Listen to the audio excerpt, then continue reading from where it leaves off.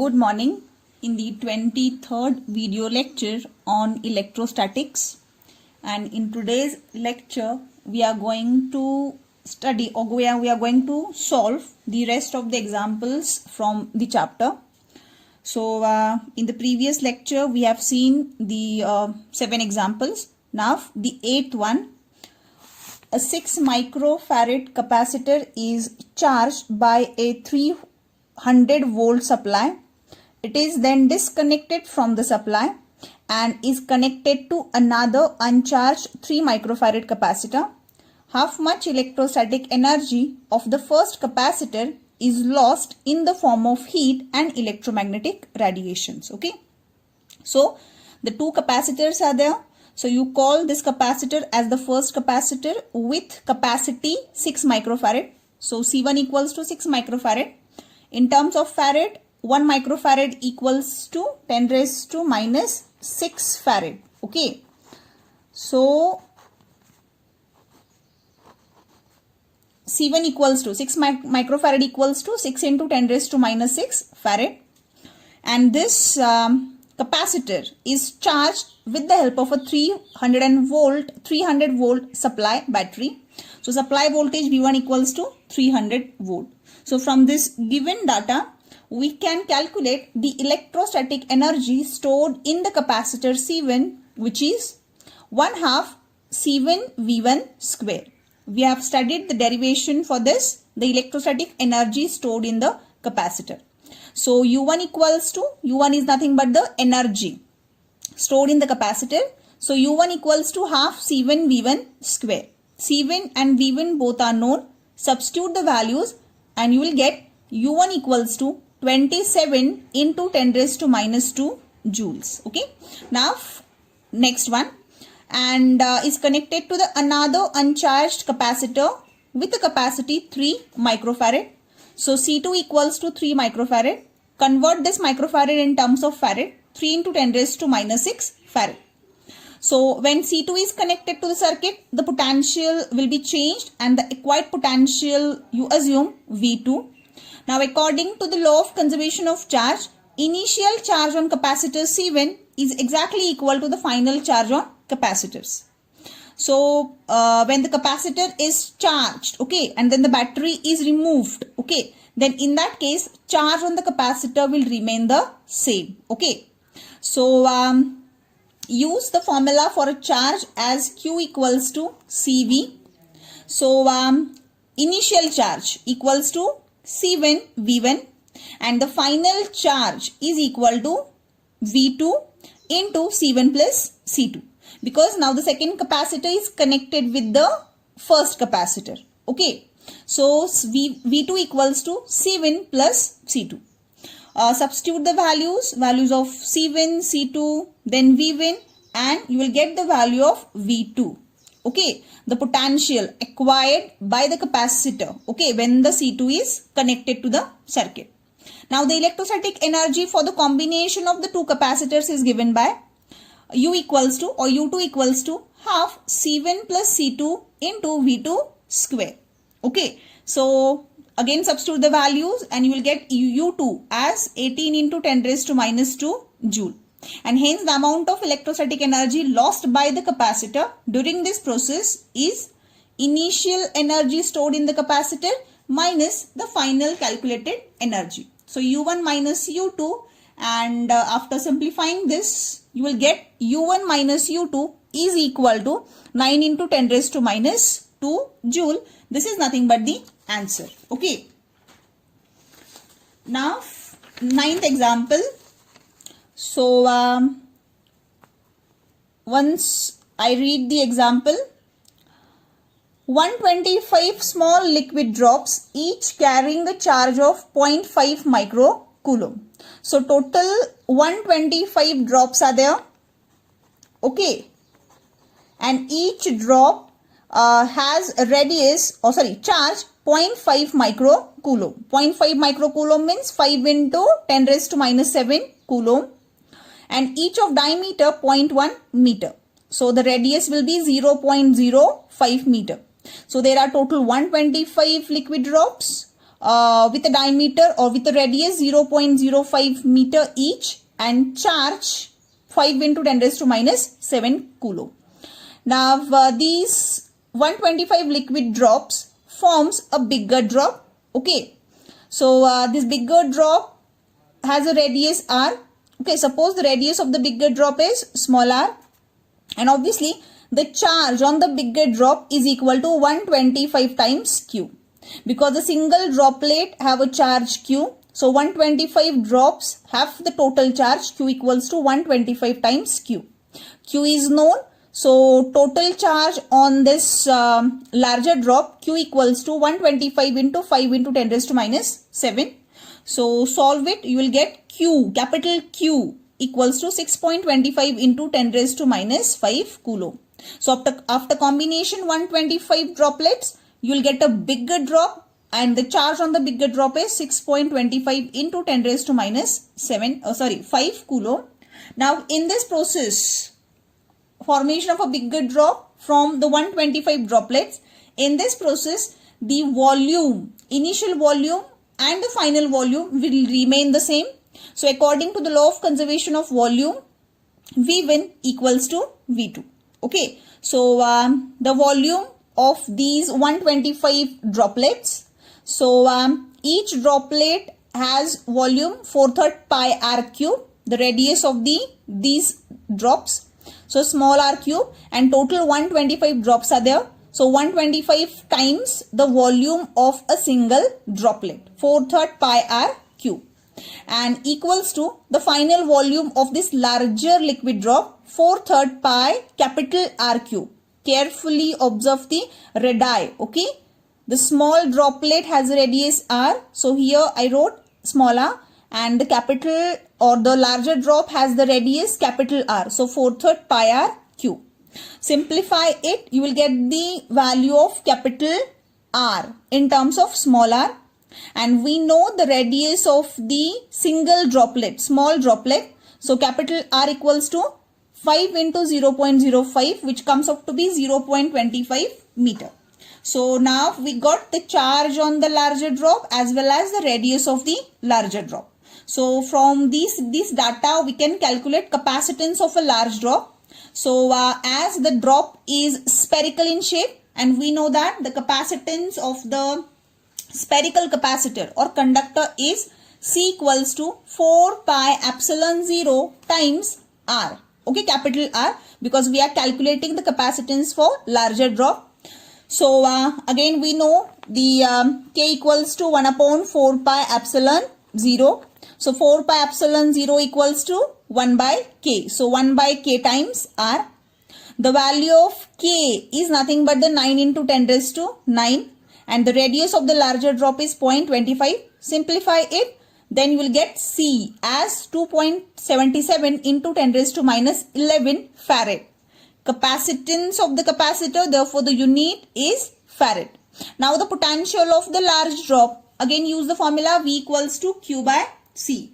Total charge on the large drop divided by capacitance of the larger drop. So charge 6.25 into 10 raised to minus 5, and capacitance is 2.77 into 10 raised to minus 11. And the final answer will be 2.25 into 10 raised to minus 6 volt. Now the 10th example, the dipole moment of a water molecule is 6.3 into 10 raised to minus 30 coulomb meter. It's not a centimeter, coulomb meter, because the formula for dipole moment, electric dipole moment is Q times 2L. So P is given, electric dipole moment of a water molecule 6.3 into 10 raised to minus 30, charge in terms of coulomb and length in terms of meter. A sample of water contains 10 raised to 21 molecules. Okay, each molecule has electric dipole moment is 6.3 into 10 raised to minus 30 coulomb meter.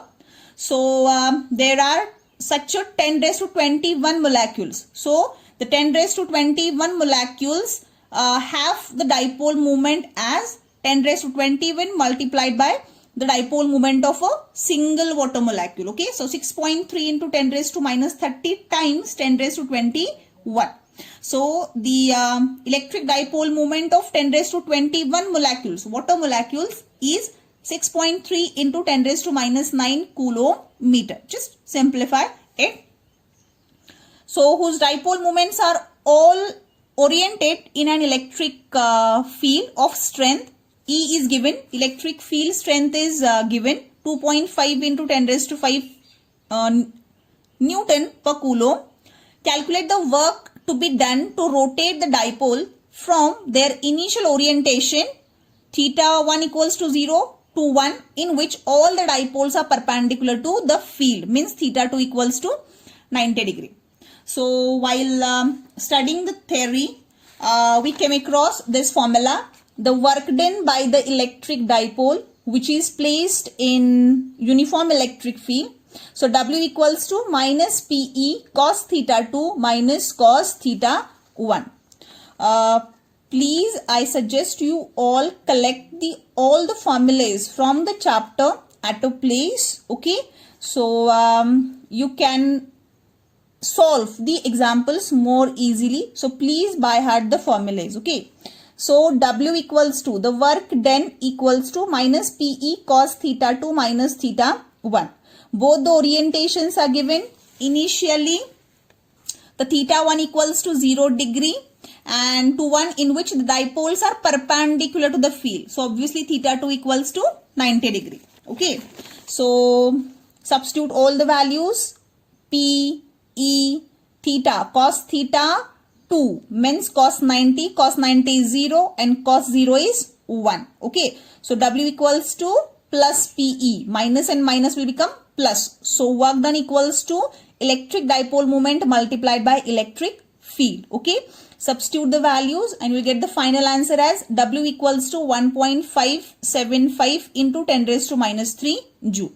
While solving the example, take a precaution that all the units should be in the same system of units. Okay. All the physical quantities should be in the same system of units. So conversions are very important while solving the examples. Okay.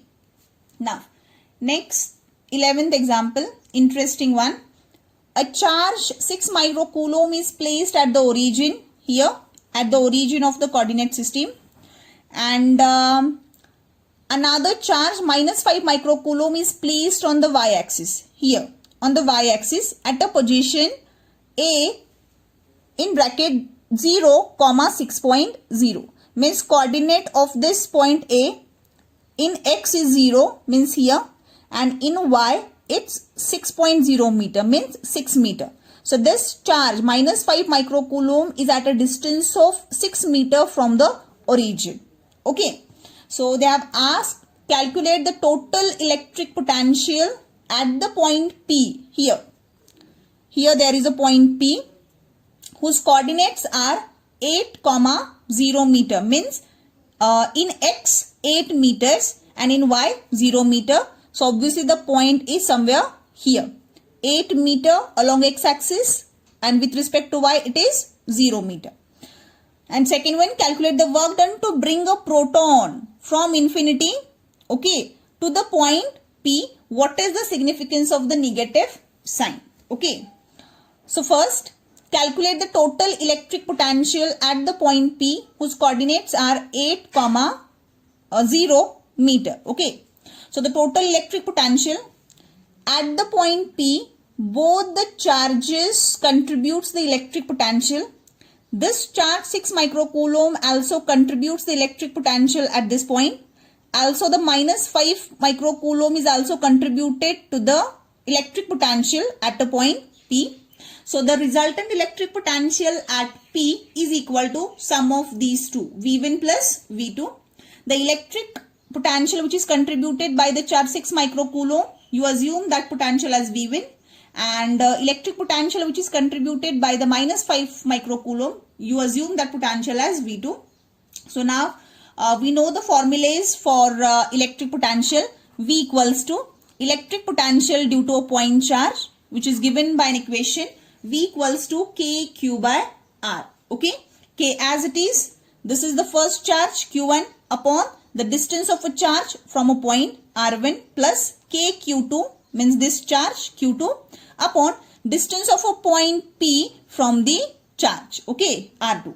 So K as it is, Q1 is 6 microcoulomb, therefore 6 into 10 raised to minus 6, and R1 means this distance, the distance of a charge from the point, okay, 8 meter plus K as it is, Q2 means minus 5 microcoulomb, minus 5 into 10 raised to minus 6, and the distance, okay, don't consider this distance, okay, we have to assume that distance between the point P and the charge, where the charge is placed. So you should consider this distance. Okay, so if it is 6 meter, this is 8 meter. So in order to find this distance, 6 square plus 8 square. Okay, this distance AP square. Therefore, it's equal to 100 AP square. So AP, this distance equals to 10 meter. So here I wrote 10 meter.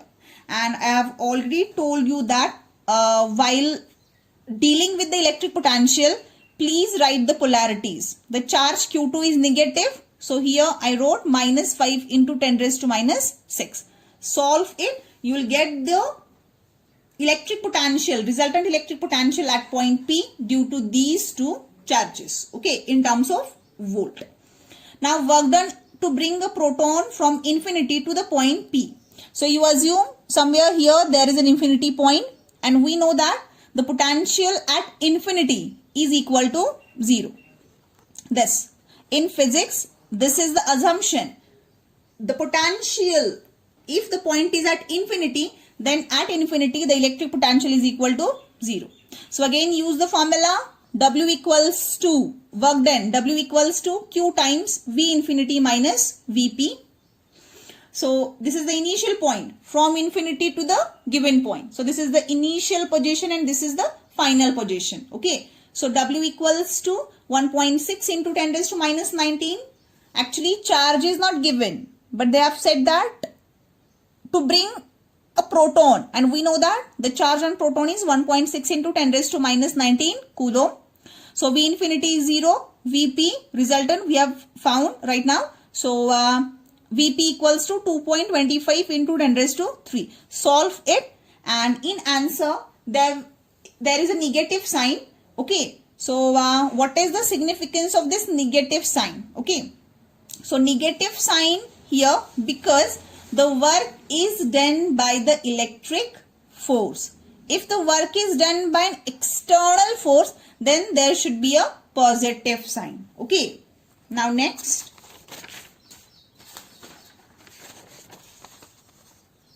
In a parallel plate capacitor with air between the plates, each plate has an area of 6 into 10 raised to minus 3 meter square. So A equals to area of each plate 6 into 10 raised to minus 3 meter square, and the separation between the plates is 2 mm. So D equals to 2 mm means such a two plates are there. Okay, and in between the plates there is an air medium. So obviously for air K equals to 1. Both the plates have the area 6 into 10 raised to minus 3 meter square, and the distance between the two plates is 2 mm. So convert this 2 mm in terms of meter. So 2 into 10 raised to minus 3 meters, and calculate the capacitance of the capacitor. Second bit is, if this capacitor is connected to 100 volt supply, means V equals to 100 volt, what would be the charge on each plate? So Q is asked. How would charge on the plate be affected if a 2 mm thick mica sheet of K equals to 6, means dielectric constant equals to 6, is inserted between the two plates while the voltage remains connected, or voltage remains connected, means the initial voltage is same. So the first bit, calculate the capacitance of the capacitor. So initially there is an air medium between the two plates. So capacitance of the parallel plate capacitor, when air medium is there between the plates, it is equal to K epsilon 0 upon D. Actually K is there, but dielectric constant for air equals to 1. So I skip that K. A epsilon 0 upon D. Substitute the values. A 6 into 10 raised to minus 3. We know that epsilon 0 is the permittivity of free space, and it's a constant value. So 8.85 into 10 raised to minus 12. Actually, this value is given in the theory examination, but for entrance purpose, you should by heart this value of epsilon 0. And D is nothing but the distance between the plates, 2 into 10 raised to minus 3. Solve it, and this is the capacitance of the capacitor when air is filled in between the parallel plates in terms of farad. Okay. Now second bit is if this capacitor is connected to 100 volt supply. Okay. So capacitor is connected to the 100 volt supply. Then what will be the charge on each plate? So we know that in parallel plate capacitor, if this is a positive Q charge plate, then charge on this plate is minus Q. Plus Q and minus Q. So just find Q. So use the formula C equals to Q by V. Q equals to C air into voltage. Substitute the values, and the charge on each plate is 2.655 into 10 raised to minus 9 coulomb, or 2.655 nano coulomb. Okay, because 10 raised to minus 9 coulomb means nano coulomb. And the third bit, how would the charge on the plates be affected?